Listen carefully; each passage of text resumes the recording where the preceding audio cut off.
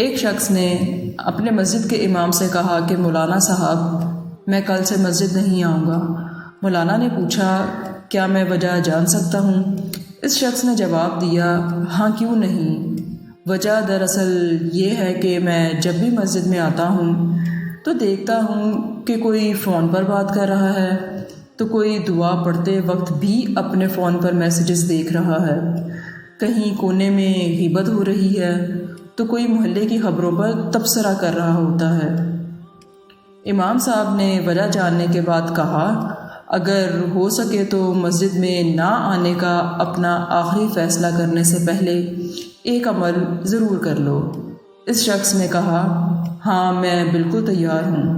امام صاحب اپنے حجرے میں گئے اور ایک بھرا ہوا پانی کا گلاس لے کر آئے اور اس شخص سے کہا کہ یہ گلاس ہاتھ میں لیں اور مسجد کے اندرونی حصے کے 2 چکر لگائیں، مگر دھیان رہے کہ پانی باہر نہ گر پائے۔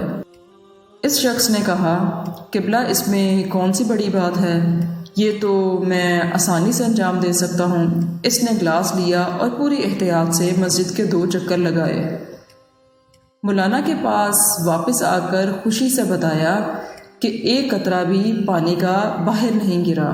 امام صاحب نے کہا، یہ بتائیے جس وقت آپ مسجد کے چکر لگا رہے تھے اس دوران مسجد میں کتنے لوگ فون پر باتیں یا غیبت یا محلے کی خبروں پر تبصرہ کر رہے تھے؟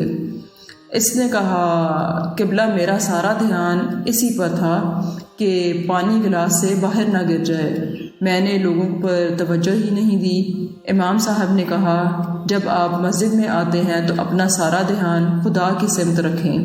جب آپ خالص خدا کے لیے مسجد میں آئیں گے تو آپ کو خبر ہی نہ ہوگی کہ کون کیا کر رہا ہے۔ یہی وجہ ہے کہ قرآن کریم میں فرمایا گیا ہے کہ رسول اللہ صلی اللہ علیہ وسلم کی پیروی کرو۔ یہ نہیں کہا گیا کہ مسلمانوں پر نظر رکھو کہ کون کیا کر رہا ہے۔